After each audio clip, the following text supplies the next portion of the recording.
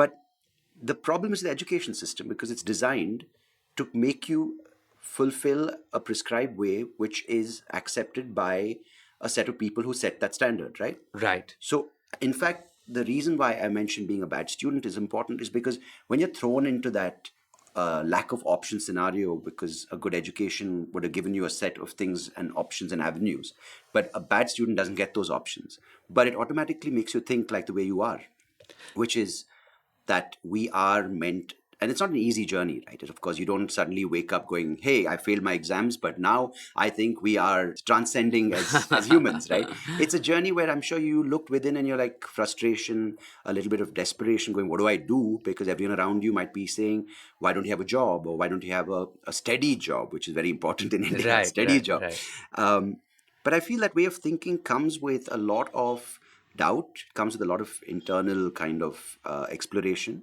But I think when it does come to the place where you're like, interesting, see, we don't have to live like how people are expected to, right? Monday to Friday, go to a mall, spend your money, earn your money, save your money, buy a house, build a house.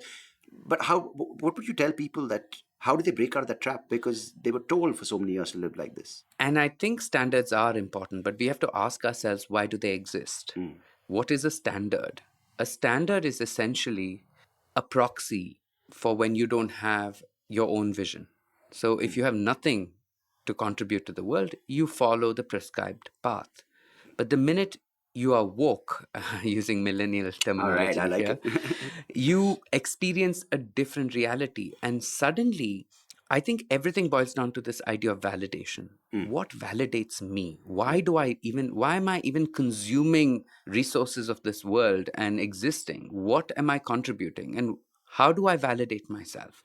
And most often, and including me, that validation comes externally from the Right. outside world. It does, yes. And it's taken me many, many years and many years of realizing what's truly valuable about me and my gift to the world is really my personality. It is not the achievements. And if I have to measure, my litmus test for measuring value is what do you bring to the table now? What value can you add to this room, this situation at this moment? With all your PhDs, with all your accolades, do you add value to the world now?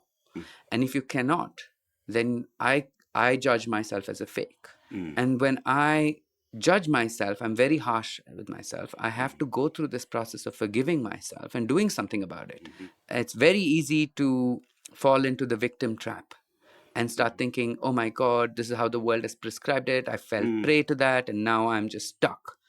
You're not stuck. You can actually have a mind, you have hands, you have the ability to love, you have the ability to connect better than ever before. Yeah. What do you want to do about that? Yeah. Now that you are woke, what do you want to do? Yeah. That's the question. And do you have the guts, the balls of steel to actually go out and do what you feel is the right thing for you to do? And that very often we even shut off that voice because the world around us tells us that No, no, don't follow that. don't. It's risky. We call that self-indulgence. We call that shameless behavior. Right. But if you can't love yourself and stay true to what you believe, I believe every human being has a light. You want to call that the inner divinity, you want to call that their spark, whatever you want to call it. There's something that motivates them to go out, exert their energy, and actually live. Right.